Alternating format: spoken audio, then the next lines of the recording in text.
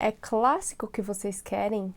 Pois hoje é clássico que vocês terão. Olá, família operandi, como vocês estão? Hoje falaremos de nada mais, nada menos do que O Iluminado. E ó, se eu fosse você, eu ficava até o final do vídeo, porque no final eu vou falar várias curiosidades acerca das filmagens do filme e algumas do livro.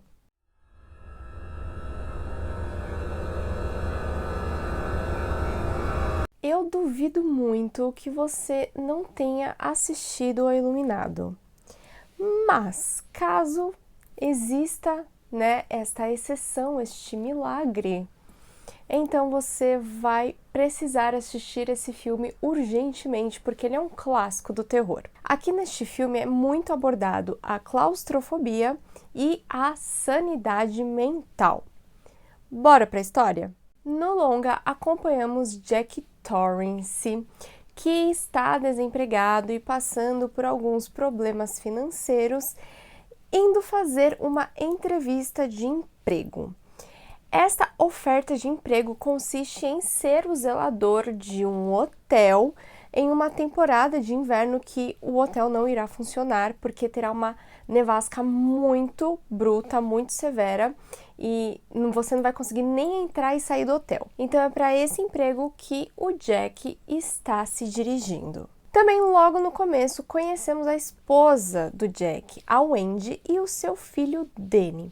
E você pode até ficar confuso um pouquinho, porque no começo do filme aparece o Danny conversando com o dedinho dele, fazendo uma voz estranha, e aí de primeira você fala, ah, é um amigo imaginário, beleza, quem nunca foi criança e teve um amigo imaginário? Mas calma, calma, porque estamos falando de um clássico e não de qualquer filme de terror. Nesta entrevista de emprego, o gerente do hotel fala que esta função foi declinada, foi recusada por muitas pessoas. Por quê? A pessoa que ficar como zeladora do hotel, ela ficará 1000% isolada de tudo. O hotel ele fica nas montanhas rochosas do Colorado e a única comunicação que você terá será um rádio, E estamos falando do ano de 1980, não existia ainda celular e essas coisas, E ele também é obrigado a falar que a pessoa antecessora do cargo, ela ficou um pouco perturbada, de ficar lá no hotel isolado e tudo mais, e acabou cometendo uma tragédia, para não falar outra coisa. Este homem que ficou de zelador anteriormente, ele acabou perdendo a cabeça, acabou ficando louco e tirou a vida de suas 2 filhinhas e de sua esposa e posteriormente tirou também a sua própria vida. Então o gerente ele fala isso pro Jack, tá? E o Jack tipo, isso pra mim não é um problema. Vou adorar ficar lá isolado, tal, até mesmo porque eu tô tentando escrever um livro e vai ser ótimo para eu me inspirar, tal. E o gerente fala, meu, beleza, se você está de acordo com todos os avisos que eu dei aqui, com todas as informações, e você quer mesmo assim, sucesso. Pois é, Antes tivesse recusado também. Sendo assim, Jack, Wendy e Danny partem para o Overlook, um hotel que, como já falei, fica no meio das montanhas rochosas do Colorado e que já possuímos a informação no começo que foi construído em cima de um cemitério indígena e o hotel não tem lá muita boa reputação no quesito que já aconteceu muitas mortes bizarras, inexplicáveis e fatos assim surreais no hotel. Mas o Jack tá preocupado? Não. Então, inclusive, ele omite esse fato que o gerente contou, do antigo zelador, para Wendy e a família toda se dirige para o Overlook. É claro que percebemos que o Danny não tem um amiguinho imaginário. ele possui poderes psíquicos. E por quê? Durante a entrevista de emprego que o Jack tá fazendo, o Danny ele já prevê que o pai vai conseguir um emprego, que não sei o quê. O filme, ele te passa bastante informação e situações que, de fato, nos levam a entender que o Danny tem poderes mediúnicos. E também o Danny, no começo do filme, que ele tá lá no banheiro, ele vê, inclusive, uma das cenas mais clássicas, não a mais, mas uma das mais clássicas do filme, que é o corredor cheio de sangue, assim, um mar de sangue em frente ao elevador. Então, já logo no começo do filme, antes do Jack chegar em casa e falar que conseguiu o emprego, o Danny já vê essa cena. Então, sim, o menino, ele é uma espécie de médium. Quando a família chega no Overlook, eles são recepcionados pelo Sr. Dick Halloran. Ele é um dos funcionários do hotel e ele fica encarregado de fazer a tour do hotel gigantesco para a família. Então ele mostra lá tudo que a família precisa fazer para conseguir ficar instalado pela temporada, né, de nevasca no hotel, mostra a cozinha, mostra os quartos, mostra tudo que eles precisam saber para ficar lá. É o Dick que mostra. E assim, um quarto chama a atenção assim rapidamente do Jack e do Danny, que seria o quarto de número 237. O hotel, como já falei para vocês, é estratosférico de grande e não demora muito para a família começar a sentir a ociosidade, o tédio, e isso é um grande problema. Para se distrair um pouco, o menino, o Danny, ele costuma ficar andando pelos infinitos corredores do Overlook com seu triciclo. E já nas primeiras vezes que ele passa em frente ao quarto 237, ele dá uma paradinha, ele olha. Ele é muito expressivo, essa criança no filme. E ele fica assim, impactado, chocado, desesperado de medo. O Jack, como eu já informei para vocês, ele é um aspirante a escritor e é um alcoólatra em recuperação. Há um tempo atrás, antes dele ficar desempregado e tal, o Jack, ele era professor. Ele ministrava a matéria de literatura, né? Só que por causa do seu alcoolismo, aconteceu um episódio que gerou a demissão dele, e também por causa do álcool, ele já chegou a machucar o Danny de uma forma não boba. Então, assim, ele quando bebe, ele se torna uma pessoa bem violenta e descontrolada. O Andy é a personificação da esposa submissa e dona de casa. A vida dela consiste em cuidar do Danny e agradar o Jack o tempo inteiro. Na minha perspectiva, o cuidado dela, o trato dela com o Jack, com o marido, não é uma coisa muito de amor, e sim muito mais de medo. Como já muito previsto e esperado, o Jack começa a apresentar severos problemas mentais e, a início, é atribuído isso ao isolamento. Cá entre nós, sabemos como é desesperador ficar em isolamento, né? Sabemos isso agora na pele. E isso que temos hoje internet, telefone, streamings, enfim. Vocês imaginam ficar em um hotel gigantesco, porém é um espaço enorme, com você e mais 2 pessoas, e você não tem para onde ir, mesmo que você queira, você não tem para onde ir, e também fica incomunicável. Realmente, eu acho que não há sanidade que resista. E também percebemos ao longo do filme que o Jack, ele vai se tornando uma outra pessoa. A atmosfera de suspense, de terror do filme é construída bem devagarzinho, mas é bem intensa, tá?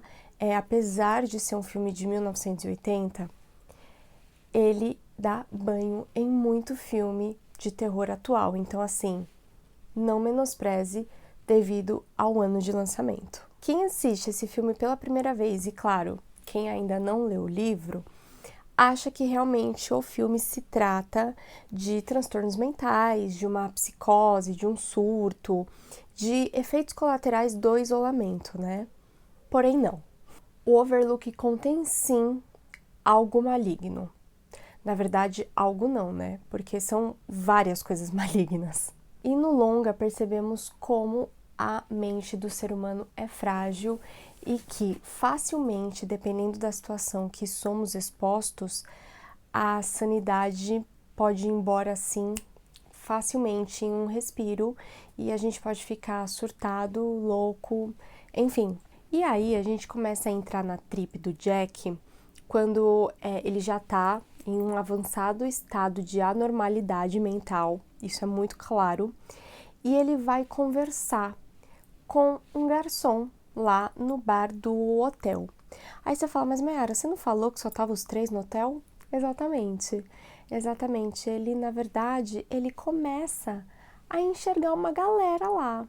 O garçom, o ex-zelador, inclusive aquele que tirou a vida da família inteira, também. O negócio começa a ficar assim, surto real. Porém, fica grave mesmo quando o Jack fica incomodado com o seu filho e a sua própria esposa. E mais do que incomodado, ele fica realmente irritado com o comportamento dos dois pelo total de 0 motivos, tá? É realmente uma coisa que vem tomando conta da mente e do corpo dele. E inclusive quando ele está conversando com o garçom fantasma no bar do hotel, o garçom dá um conselho para ele de você precisa ser mais pulso firme, você precisa ser mais consistente com a sua família. E aí o Jack começa a tomar medidas com relação à sua família. A primeira delas é cortar a comunicação do hotel. A única comunicação do hotel, que é o rádio, ele vai lá e corta os fiozinhos. E o grau de insanidade do Jack só vai piorando a partir daí. Chega a um ponto em que ele sonha ter tirado a vida de Wendy e de Danny e ter cortado a esposa e o filho. E acho que aí é um divisor de águas do relacionamento dos 3, porque quando o Jack ele tem esse pesadelo e ele acorda, ele já fica muito esquisito. Ele já tava, mas a partir desse pesadelo, ele fica trilhões de vezes pior. E aí, assim, daí pra frente é só pra trás, sabe? E pensamos, né, uma pessoa tem um pesadelo desses, ela ficaria preocupada, tal. Não. É aí que o Jack inicia um verdadeiro jogo de gato e rato com a sua própria esposa e filho. Como eu já falei, o hotel ele está assim isolado por uma forte nevasca. Então, mesmo que a Wendy quisesse fugir, ela não conseguiria. E é fato que o Overlook é, sim, um local maligno e despertou o pior lado do Jack. E depois desse pesadelo que eu falei pra vocês, que ele de fato fica estranho, tem até uma parte que, quando eles chegam, aparenta que o Jack estava escrevendo o livro dele. Só que aí, a Wendy chega na máquina de escrever do Jack e percebe que, assim, não tinha nenhuma história escrita. E fica uma frase muito conhecida do filme, inclusive, que virou quase um bordão, né? Só trabalho sem diversão fazem de Jack um bobão. E é a partir disso que, de fato, o Jack, está empenhado em ceifar a vida de Wendy e de Danny, e também é aí que acontece, sim, a famigerada cena clássica do Here's Johnny, que virou um clássico do cinema, que, assim, é impossível não conhecer essa cena que seja, gente.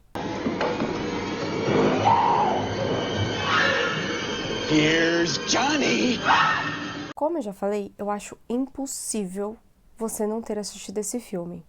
Mas, caso seja o seu caso, você vai ter que assistir, porque eu não vou contar o que que acontece, se o Jack consegue tirar a vida da Wendy e do Danny, se eles conseguem fugir, se eles conseguem ajuda, enfim.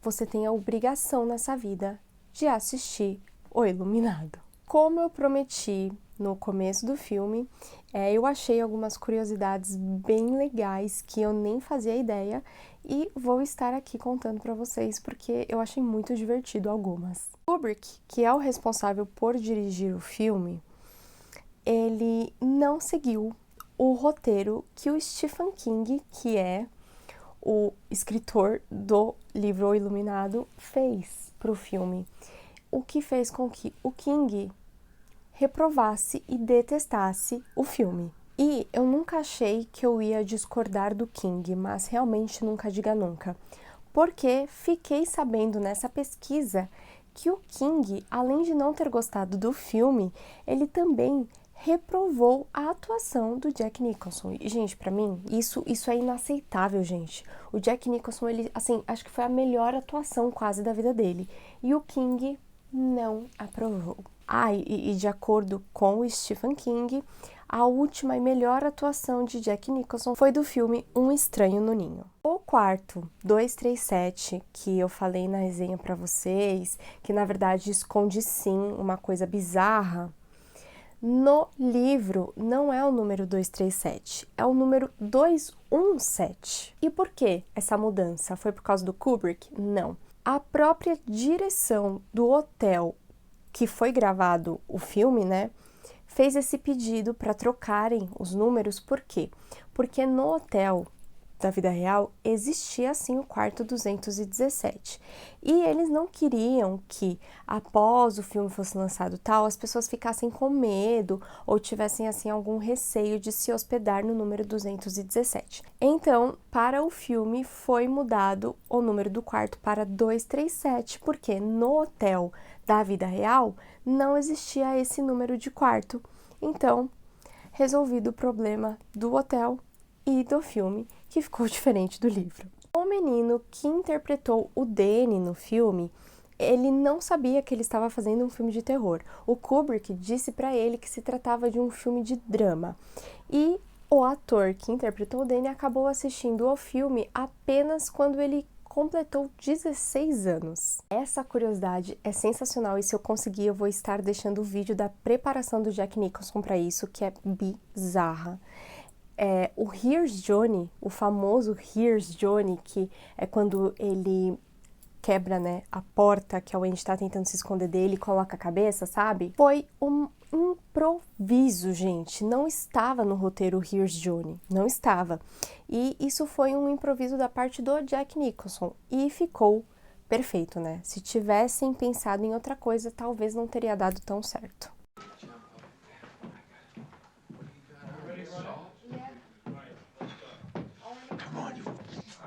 Come on, Dexter. Come on. Well, why for Shelley? Shelley, die. Ex-murder kill. All right, you just say turn over when you're ready, Sammy.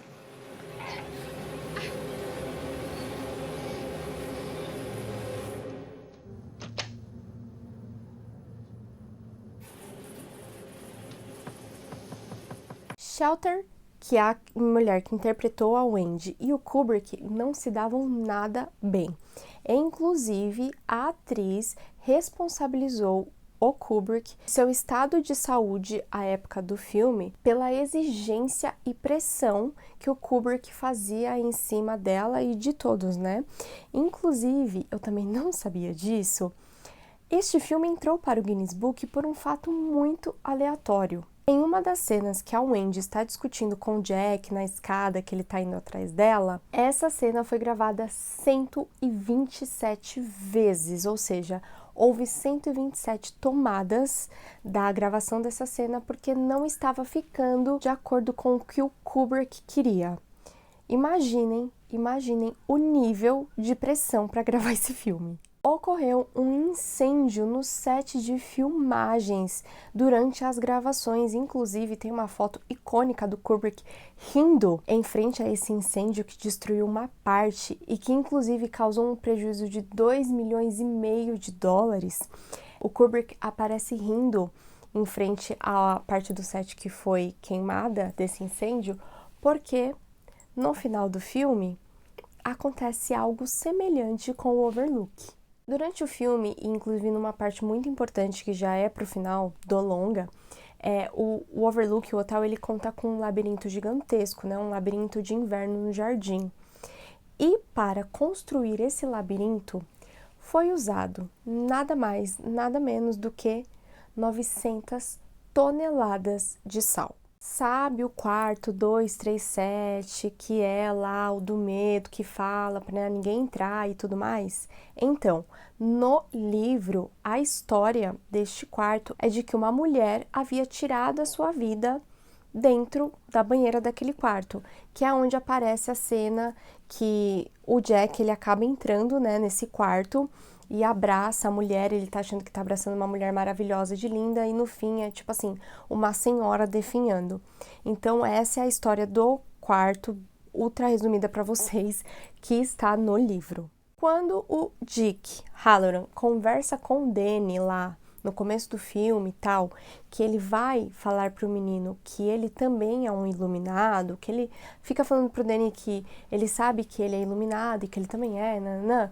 Então, essa iluminação, ele estaria se referindo a uma mediunidade.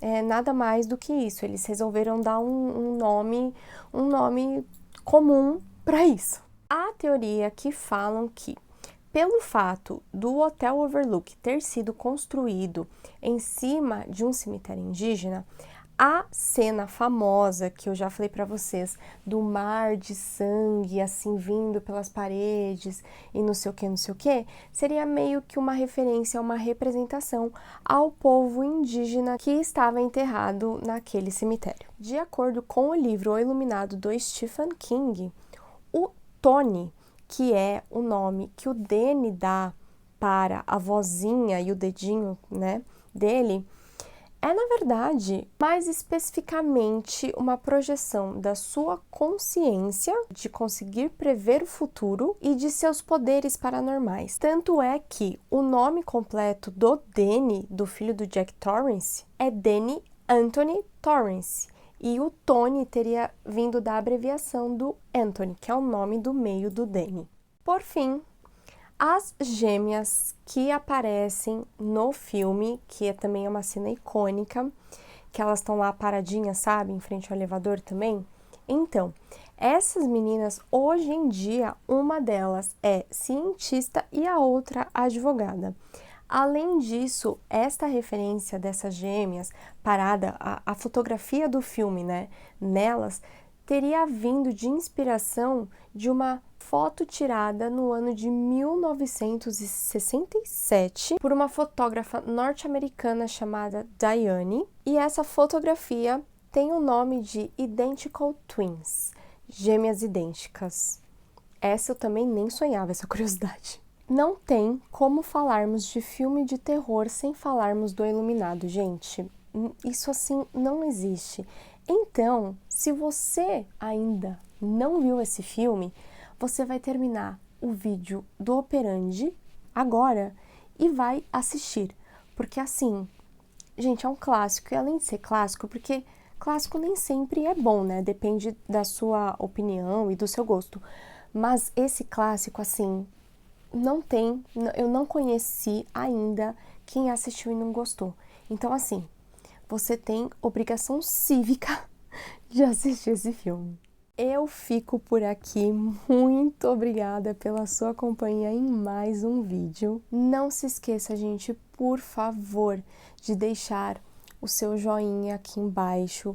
Isso é vital para o canal, porque é desta forma que o YouTube entende que você está gostando do conteúdo do Operandi. Caso não seja inscrito no melhor canal sobre crime, terror, psicopatia e livros do gênero, faça a sua inscrição aqui embaixo, por favor, e nos recomende para todo mundo que você sabe que gosta do assunto. Chama geral para a nossa comunidade True Crime. Caso role um upgrade aí da sua parte, compartilhe os nossos vídeos. Mais uma vez, muitíssimo obrigado pela sua companhia. Um enorme beijo, um grande abraço, feliz Halloween e se cuidem!